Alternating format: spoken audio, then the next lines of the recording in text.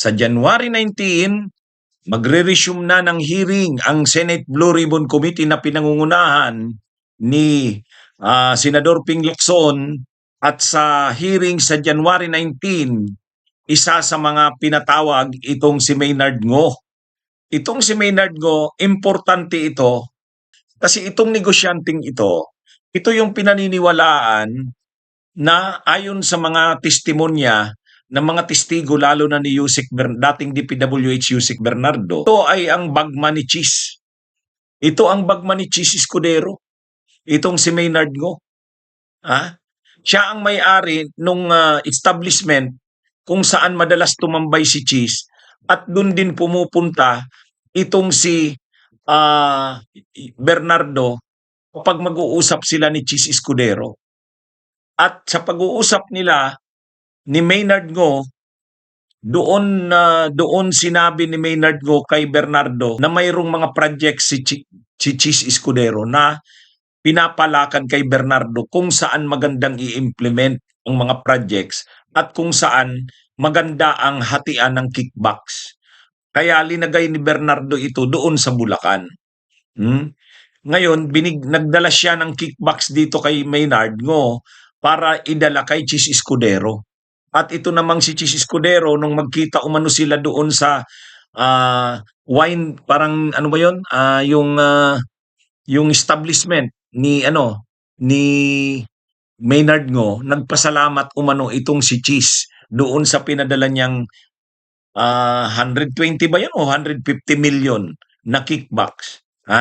Kaya itong si Maynard Ngo pinapa-attend na sa darating na January 19. Actually, ito yung comment natin sa Blue Ribbon at saka sa ICI. Bakit hindi iniimbestigahan itong si Maynard Ngo? O ngayon, at least inanunsyo na pinatawag na itong si Maynard Ngo sa January 19.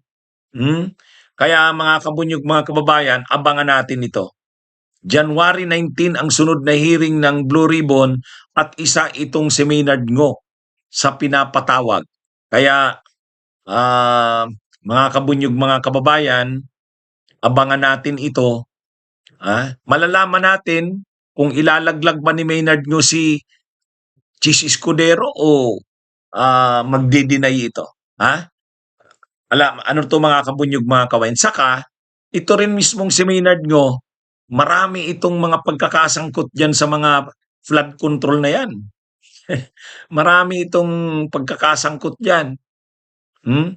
Ayon pa nga doon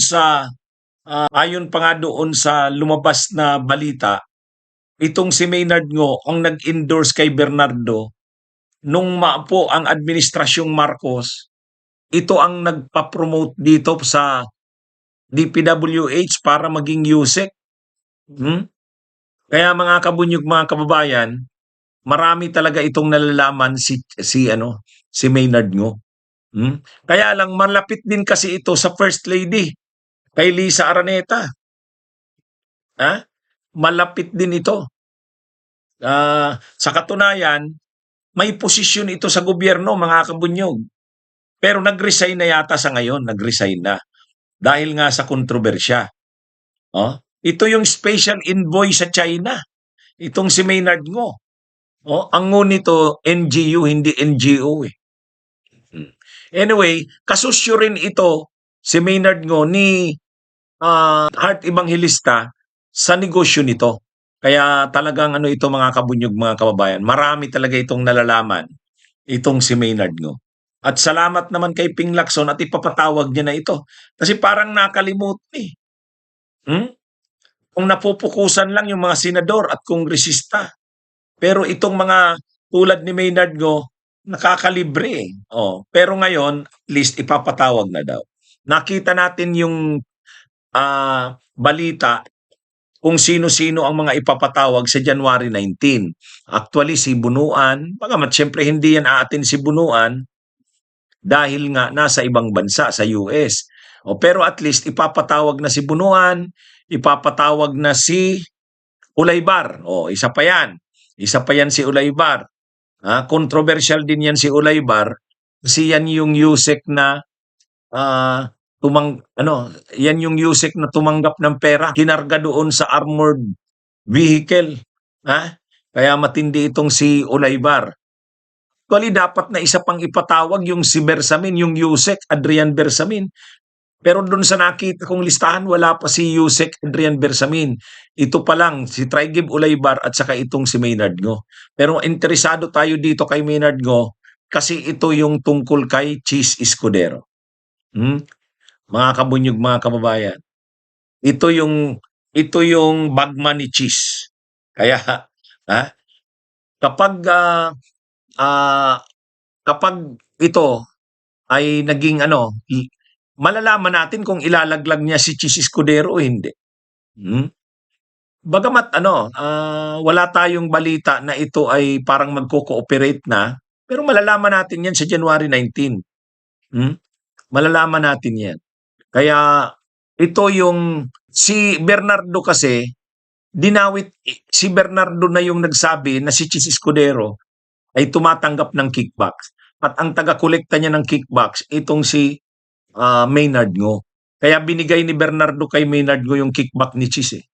150 million yata yun? 150 million? Ngayon, itong si Maynard Ngo ay special envoy to China. Nag-resign na nga.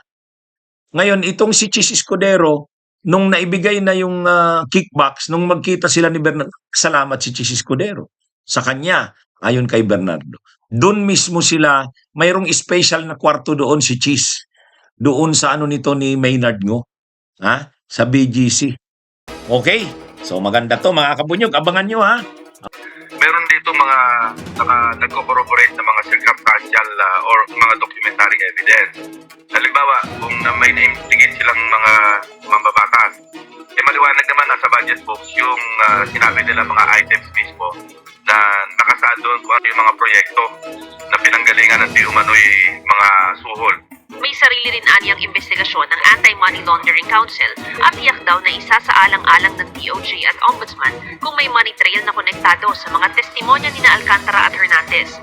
Sa mga resource person namang hindi sumipot sa nakaraang pagdinig, maglalabas ng subpoena ang Blue Ribbon. Sina Olaybar, I think si Maynard Ngo, tapos si Secretary Bonoan, I think si Opulencia.